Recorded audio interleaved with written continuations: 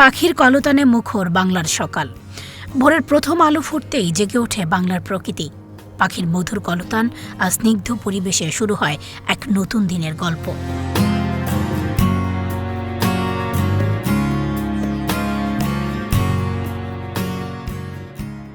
বাংলার সকাল মানেই এক শান্ত, নির্মল আর প্রাণবন্ত পরিবেশ।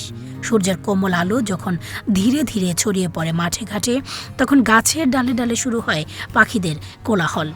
দোয়েল, শালিক, বুলবুলি, কোকিল, ঘুঘু সহ নানা প্রজাতির পাখির সুরেলা ডাক প্রকৃতিকে করে তোলে আরও জীবন্ত। গ্রাম বাংলার ভোরের শিশির ভেজা ঘাস, কুয়াশার আবরণ আর পাখির কলতান মিলে সৃষ্টি করে এক অপূর্ব দৃশ্য।